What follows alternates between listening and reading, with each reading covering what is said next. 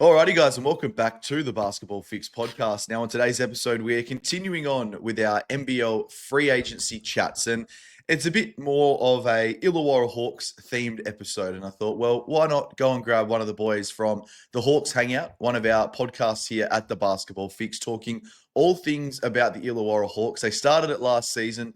They won the championship. They had a really, really good season themselves. But I brought on one of the main men, Sammy James. Sammy, mate, welcome back to the show. And how you been? Yeah, I've been good, man. It's been a hell of an off season at the moment. Just representing the boys in NBL 1 at the moment, and yeah, just doing all of our podcast stuff, pumping the socials, keeping up to date with everything at the Basketball Fix. It's been great, mate. What about yourself? Yeah, I've been great, mate. It's also been busy. It's been a busy time, but I'm looking forward to obviously chatting all things Hawks today because whilst they haven't had the most interesting off season, you'd say, they have still made a couple of signings, and that's where we'll start today's show. So, I guess the biggest signing in terms of a name status was probably Sam Froling, you'd say, and then obviously there was a handful of really good local players, but I guess the signing of Sam Froling is more of still one that isn't a signing essentially heading into NBL 26 because we will most likely not see him for the whole season with that Achilles injury as well. So give us a bit of an insight into who you guys have brought in, maybe some of the guys who you've let go, and obviously there's still a couple of names who haven't been re-signed just as of yet as well. Yeah, absolutely.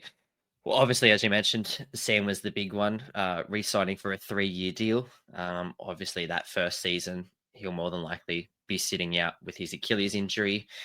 His rehab's actually been really, really great so far. He's out of the boot. He's not really on the crutches as of such, still limping around, but doing lots of physio, doing lots of movement, hopefully returning a little bit sooner than we first anticipated. They also then managed to secure the likes of Dan Greeter, Todd Blanchfield, Mason Peatling. Todd Blanchfield on a 3-year deal, taking him through to NBL 28, and then Mason and Dan through to the end of 2027.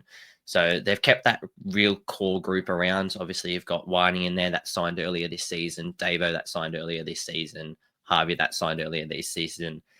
They've picked up the club options for Luca Yates and Kobe McDowell-White as well. So both of those boys are coming back on their DP spots. For the players that they've let go, they've unfortunately declined Zach Triplett's club option. So whether or not they bring him back as a DP, it's still yet to be seen. Kwani, still yet to be seen as whether he's coming back to the club or not. There's rumors and links to him being to other clubs at the moment. Darius Days is the big one. Obviously, he's set to not return. It's a big, massive loss for the club. And it's one of those positions that the Hawks really haven't seemed to get right over the past few years. They've been really looking for that stretched 4 guy that can play the 5, but also does really, really well at the 4. Obviously, been linked to Gary Clark a few times. Days did a good job when he was in there. And then they've obviously been linked to Matt Hurt and a few other guys, which we'll talk about later on this episode. And then the biggest one of all, obviously, Trey Kell. Now, Trey hasn't re-signed. But we'll talk about it in a second. But I think that's the next one to come through for the Hawks.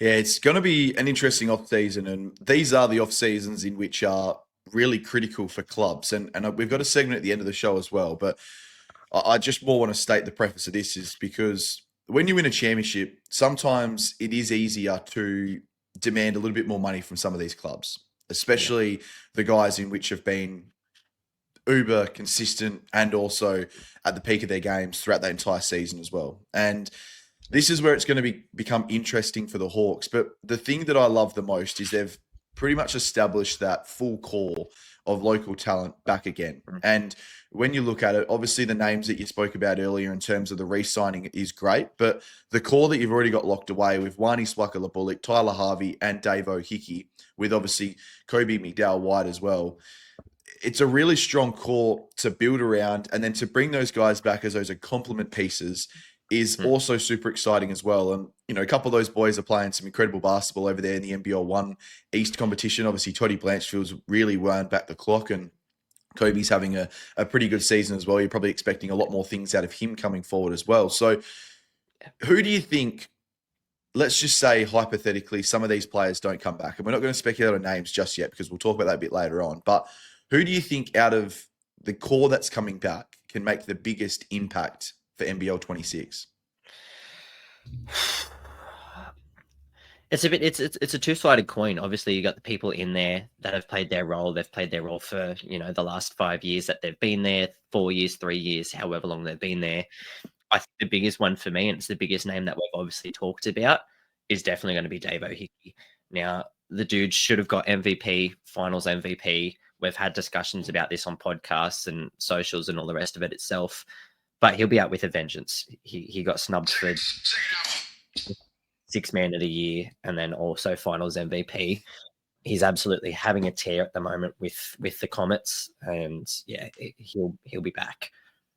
Yeah, I think he's definitely he's looking like, I know I put a few things on socials, and for whatever reason, there's people disrespecting his name to the 8th degree. I've put him on the NBL local select team for the All-Star game hypothetical thing that we've posted on our socials, and I've had him in a number of other different things, and for whatever reason there seems to be this stigma around Davo Hickey that he only did it in the playoffs, and I can understand it to a certain degree. I think that's where he more shone and was like the shining star essentially for the Illawarra Hawks. But when you look at the entirety of his season, there was patches where you can start to see this kid's going to become one of the best Australian locals. And I just think he's going to have a massive impact on this team. But another guy who had a massive impact on this club last year was Mr. Lachlan Olbrich. And he's obviously gone over to the NBA, and he's working out with a number of teams, and he's still working out there with a couple of coaches in America right now. He looks like he is set to be picked up late in the draft. He's untapped potential, athleticism. He's, I guess as well, his prowess to be able to dominate inside as an undersized big, you'd say as well, is really catching NBA scouts really by the grasp as well. And he was a guy who was well and truly out sort of towards the back end of the top 100 when ESPN released their first one. But in the most recent rankings, sitting 52 on their hottest 100. So when you look at what he's been able to do, especially in the back end of that championship series, he's gone over to the combine. Do you think he gets picked up? And if he does get picked up, does he return to the Illawarra Hawks potentially as a bit of a grab and sort of stash as well? I definitely think it'll be a grab and stash situation. As you said, 52nd pick, that falls to Pacers. Pacers are in the finals at the moment. I think it's definitely going to be a grab and stash situation. They're not short on bigs over there. You got Miles Turner, you've got Siakam, like Eastern Conference MVP and Siakam. They're really not short on bigs in that team. I think it'll definitely most likely be a stash him away, send him back, similar to what like a Justinian Jessup was for the Hawks ages ago. Golden State picked him up, they sent him back, he re-signed with New Zealand, and he had a breakout season there to showcase his offense and his defense and everything that he needed to do to then get that next call up. Similar to Luke Travers, Cleveland picked him up, said, go work on your craft, signed with Melbourne, had an absolute, blinder of a season, then got picked up and is dominating in the G League at the moment. I think it'll be similar for Lockie. I think he'll get picked up very late in that second round, hopefully a bit earlier. It would be nice to see him go to a team that actually needs him. He does deserve that opportunity. But if it is in that early 50s pick to Indiana, I definitely think he will be coming back. Yeah, he's an interesting one. I think for him to have his best basketball and to be able to develop quickly, I think that's what he's more going to want as well. I think he wants to play NBA, and that's very clear as well. I think the best thing for him is to stay in the G League and be under the nose of the coaches at an entire sort of season situation. And I still think Luke Travers, if all things were considered, would have been that sort of mold as well, and would have been playing in a G League team if it wasn't for the Cavs essentially early on, as they were still trying to figure out their rebuild at that particular time as well, and didn't really have a very solid foundation to bring kids over as well. So I'm not sure Lockie will be back next season, to be fair. And I think obviously it comes down to where he gets picked. If he gets picked in the 40s, I don't think we'll see him anywhere in the NBL, just because it's a relatively high pick.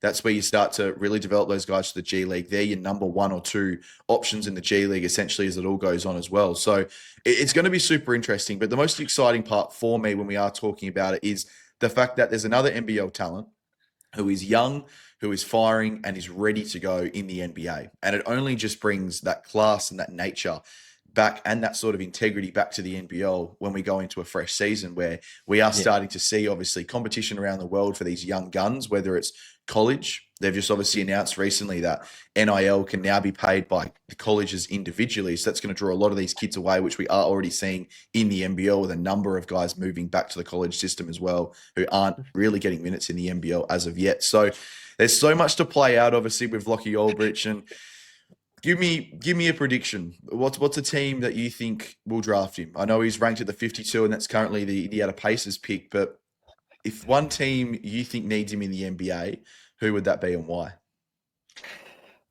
Well, I can't sit here and go, oh yeah, let's put him on Phoenix and let's team him up with KD and all the rest of it. That's like a dream shot. I think one team that would actually benefit from a big like Lockie would probably be Brooklyn. They're sort of in that rebuild mode at the moment. They struggled with bigs, obviously with Claxton. They had Jared Allen before he went over to Cleveland. They've come and gone with their bigs, but I think one person that could really make their mark on the brighter stage of all would definitely be Lockie. I feel like that's a system that would work with him. He's used to those dynamic point guards, and there's no more dynamic point guard than D'Lo. I think him and D'Lo would work really, really well on the court together. Yeah, I like that. I'm going to go a little bit more vanilla. I still think it's the Boston Celtics as the team. And I know there's obviously the Justin Tatum connection, and I'm going to completely rule that out, essentially, when I talk about what I'm going to say, when I talk about Lachlan Olbrich and the perfect fit. But Al Horford coming to the end of his career. Now, that is going to open up a lot of spaces, essentially, for some backup guys to come in for some starter minutes. They're going to be looking for some new pieces to come in as well. You've got an athletic guy who can play back to the basket. Can't typically shoot as well as what an Al Horford can right now, but can obviously work on that going forward as well. And is also a great playmaker to be able to play the spacing game that they like to play as well. So I don't know. I think he can push the pace in offense. He can be a ball handler as well when he is bringing the ball down the court. He can set your offense up. I think it's a really good fit for the Boston Celtics. And I think it's one to watch as well as we get into that sort of NBA draft period. But, mate, the main segment of this show. This is where I think we may disagree slightly. I think you're going to go more heart than brains, and there's nothing wrong with that at all. I think this is going to be an interesting little couple of takes here from you. But Matt Hurt seems to be basically linked to the Hawks very strongly. There was a couple other teams. He's had offers from the Adelaide 36ers, which he has reportedly knocked back. And then also he's had offers from Southeast and Phoenix as well, which I think those discussions are still ongoing as well. It seems to be if he is to return to the NBL, it'll be in a Southeast and Phoenix jersey or an Illawarra Hawks jersey. But for me, I'm not sure the ownership down in Illawarra has enough money to be able to put away Tyler Harvey, Trey Kell, and Matt Hurt as a 3 import combination, unless they want to go quite deep into that salary cap as well. So for me, mate, the question is, if you had to pick one of these guys as your import for NBL 26, are you choosing Matt Hurt or are you choosing Trey Kell? And this is a thing, because you say heart over brain and all the rest of it. And like, I've got the stats here. So Trey Kell for the entirety of last season had 17.7 points per game, 4.3 assists per game, 5 rebounds on the dot per game at 42% from the field. Now, he was the guy Justin Tatum wanted.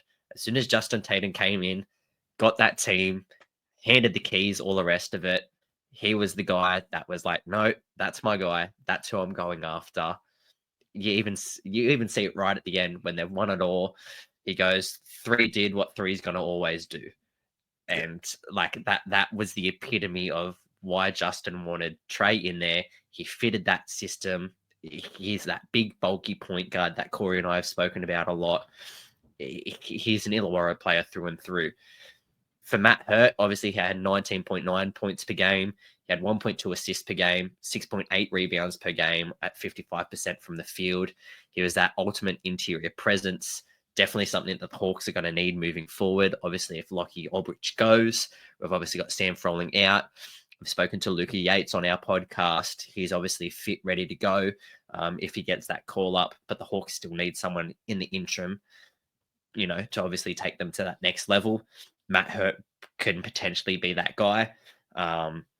Whether or not that's what they want to go for, who knows? If it was me, my priority, if it was me, would be bringing Trey Kell back. I think he is an Illawarra player through and through. He fits our system. He's bounced around before. He's been at Southeast Melbourne Phoenix. He's been at Adelaide. He's now found his fit and won a championship in his first year with Illawarra. He loves the boys. He loves the culture here. I think he would be absolutely stupid, and the front office would be absolutely stupid to let someone like Trey Kell walk. Ah, it's one of the tougher calls, I think, and I don't think there's a wrong answer here. Either way, you're getting a genuine superstar. But for me, it's Matt Hurt. I think he's more important to bring back than Trey Kell, purely based on the fact that it's very hard and rare to find bigs like Matt Hurt in the NBL who come over in their first season and are a top 3 MVP candidate. You know, he was behind Bryce Cotton and Kendrick Davis at the end of the season voting for the MVP trophy. And to be able to find a guy who can, like you mentioned, have the inside presence, has the mid-range, and has a three-point shot, which basically you can fit any style of play and he'll be able to do it.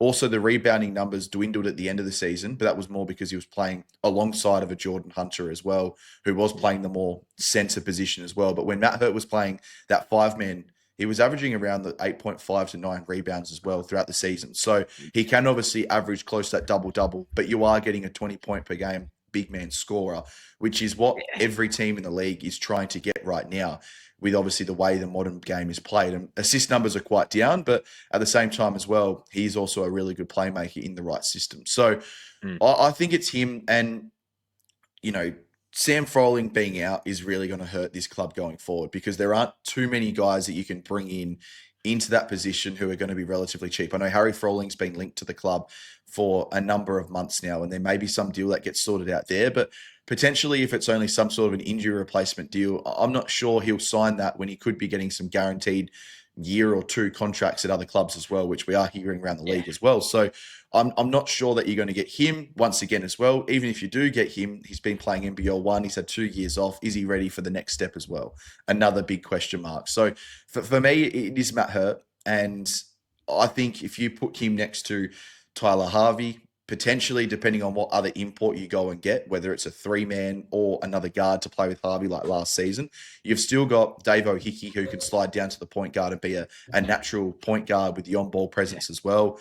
You know, there's so many options to go, but in a perfect world, if your 3 imports are Matt Hurt, Trey Kell, and Tyler Harvey, and they somehow get it done, the team is definitely looking scary. Get another one, mate. Another ring. Another ring. Put it on me already. There's no chip talk this season. There's no hashtag no chip talk. We're going all out. We've won one. We'll keep talking about it. Let's bring it home. And it's interesting you say this is like their 3 import trio, because I already know your next question, your next segment, but it's one of those things, because I feel like that player that we're then going to talk about, whilst yes, we've seen him work, I don't think it would be as good as that 3 import trio. I think the Hawks have been reluctant to spend in previous seasons. They've, let big talent walk. They've let Joop Reith walk. They've let Gary Clark walk. Obviously, when we had Gorgian here, they let AC walk. They let Justin Simon walk. They let, most of the players that could have won a championship back then walk and go get higher money from different clubs, different overseas opportunities and stuff. I feel like the Hawks, now that they've won one, they've gone, right, okay, what do we need to do to then go back? They were at $1.8 million in spending last year. They were like 3rd last on the spending list compared to Perth's $4 million or whatever it was. I think if they want to take that next step, repeat for however many years it is, they need to spend the money.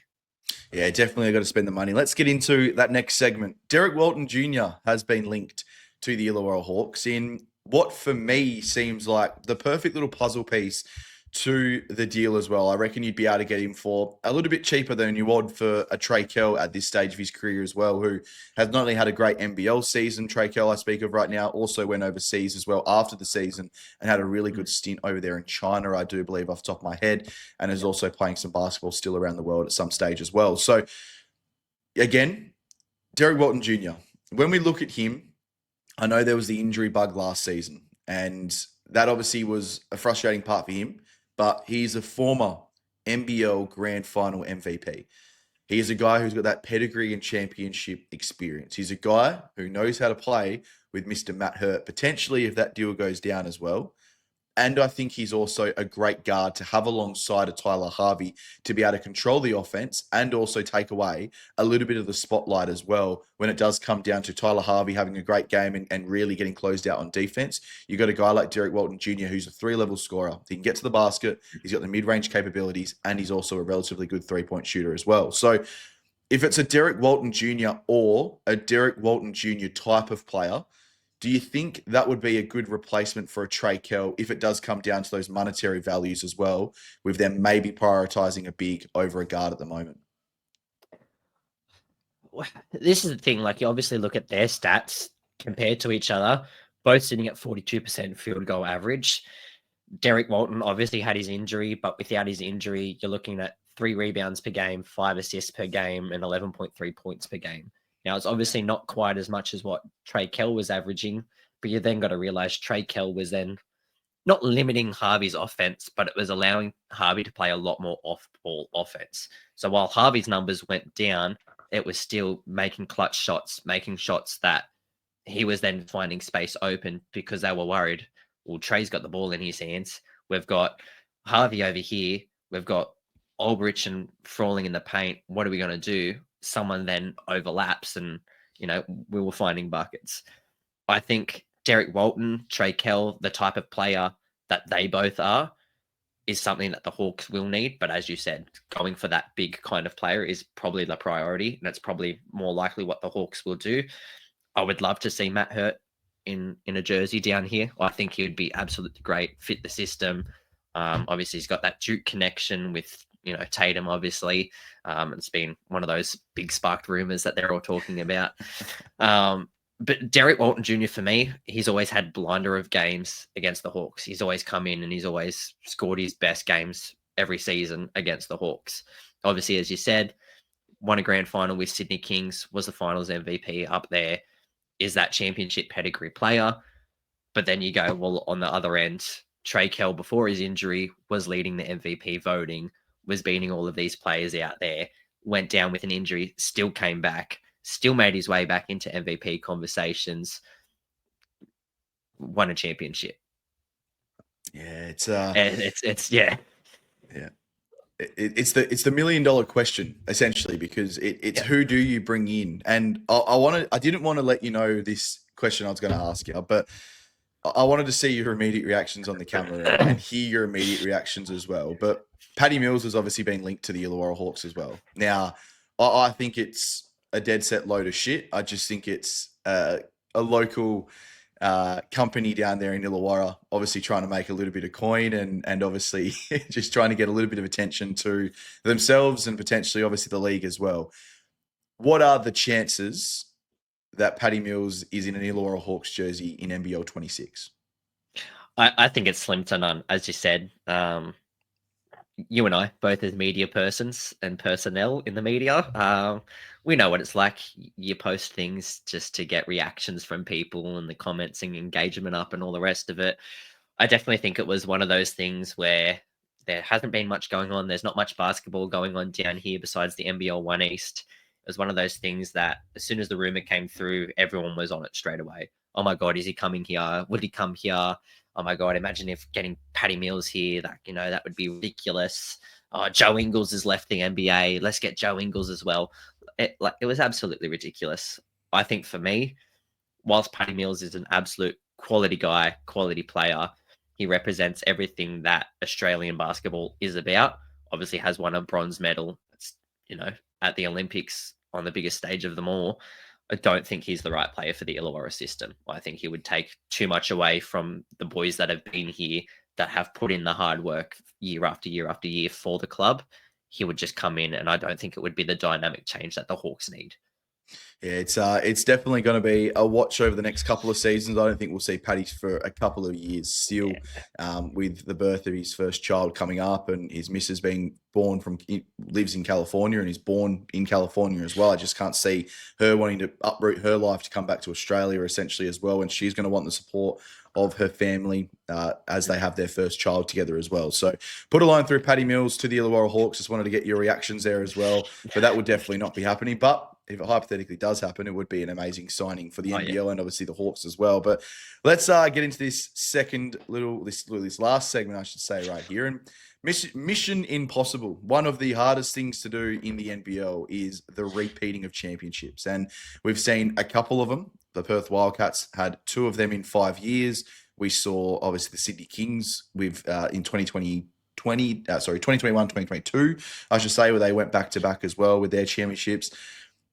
These are the hardest things to do when it comes down to NBL basketball, just because of how the system and the structures are built. And obviously, especially for smaller market teams like the Illawarra Hawks, it definitely is even harder because of those monetary values and obviously struggles they go through sometimes as well. But can the Illawarra Hawks achieve the hardest task in the NBL of going back to back? And make sure you tell me why as well.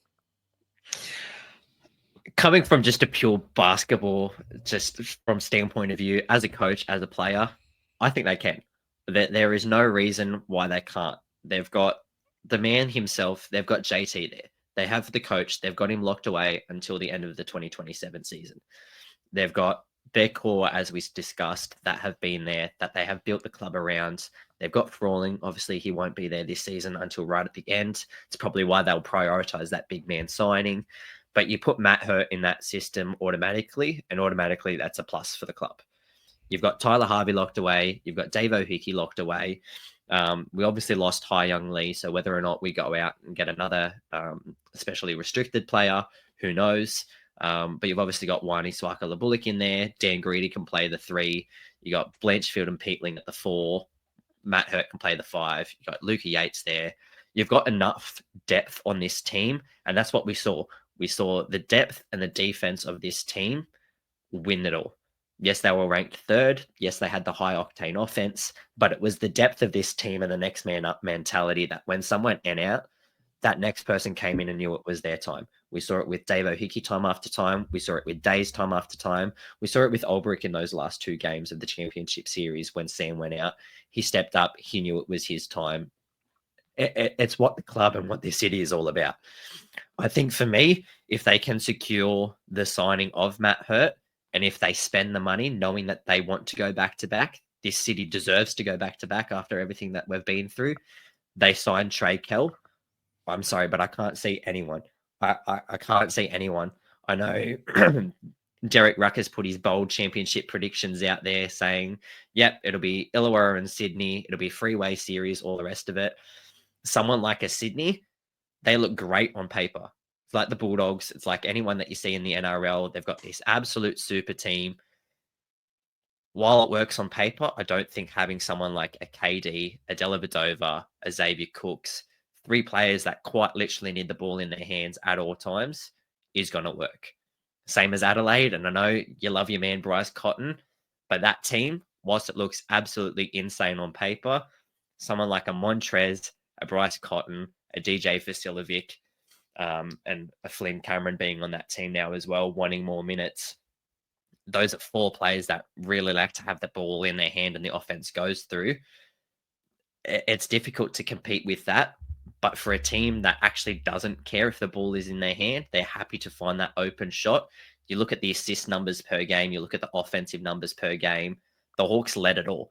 They led the league in absolutely everything this season on that offensive end. And it's why I definitely think if they sign Matt Hurt, they sign Trey Kell, they've got the depth there. They'll go back to back. Yeah, I think I've got a couple of views on this. And I think when you are looking at obviously returning cores, I think they've got one of the strongest returning cores in the NBL, which is going to help them when you go from championship to potentially going again as well. And you're going from now the hunted or the hunter to the hunted.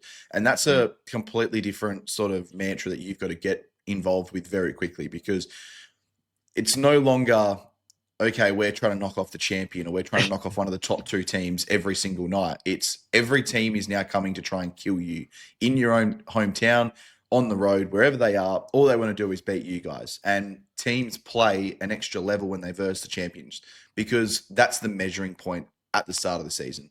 This was what was the best last season. This is potentially who could be the best this season. And this is who we're going to measure up to right now.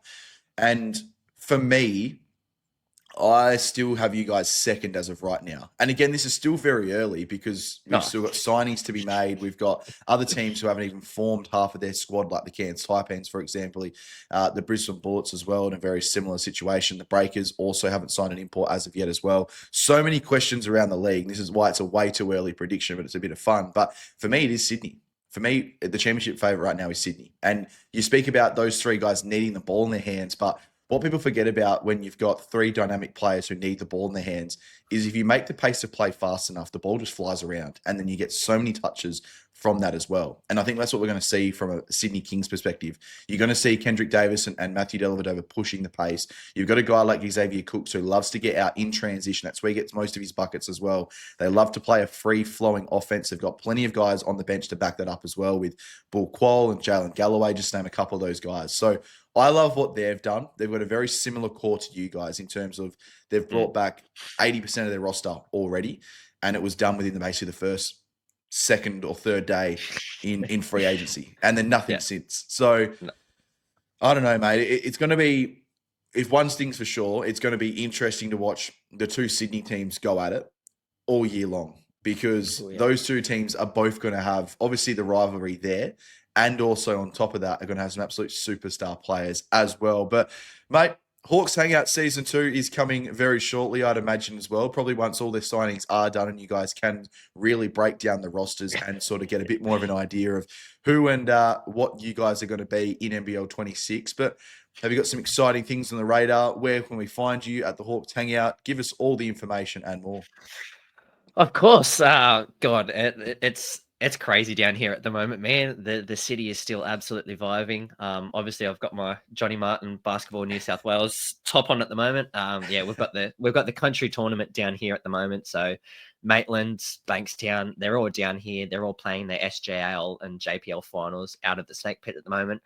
So that's obviously been huge for the club. A lot of people have been coming down. The name's been getting out there. It's been great. Touching back on that freeway series, it's going to be absolutely electric this year. If it ends up being that in the finals, there will be no such thing as home court advantage because I'm telling you right now, the 6,000 people that sell out that Wynn Entertainment Centre will sell out that Kudos Bank Arena. There will be no such thing as home court advantage in that thing. And yeah, it'll be 3-0 to the Hawks. But yeah, that's things like that, predictions like that, they're all coming on, season 2 of the Hawks Hangout. We've been working hard on the backgrounds on our Instagram page at the Hawks Hangout. We've got a website coming up that'll have, exclusive stories, exclusive behind the scenes looks, lots of media stuff coming up in the few coming days. We've obviously been following our NBL 1 East team that have been absolutely crushing it at the moment. It's one of probably the tight-knitted contests of the NBL 1 season so far. But yeah, doing a heap of work with SJ over the love of the game, heaps of work with the basketball fix, but heaps of work with our sponsors as well. Enable U2 have been doing heaps of basketball clinics, and as well as Principal Brewing. They've released obviously their Hawks Hazy as well. So we've been doing a lot with our sponsors and within the community as well. But we're just happy to come back, make some predictions, watch some games, talk some shit. You know the drill. Yeah, no, definitely. And obviously you can find all the podcasts and the shows at the Basketball Fix on Spotify and on YouTube as well. One of our many team podcasts that we've set up and will be continuing on this season. And if you're not a Hawks fan, and I'm not sure if you are a Hawks fan, you'll be listening to this far into the episode, but also got the Tasmania Takeover, Wildcat Rap, King's Table, Breakers Breakdown, potentially an Adelaide 36ers podcast in the works, obviously with an exciting season coming up as well, and a Cairns Taipans one as well. So plenty coming out on the Basketball Fix as always, mate. But Sammy, thank you for joining us on today's episode, and looking forward to catching up with you soon again. Absolutely. Thanks for having me. Appreciate all the work that you do. Thanks, mate.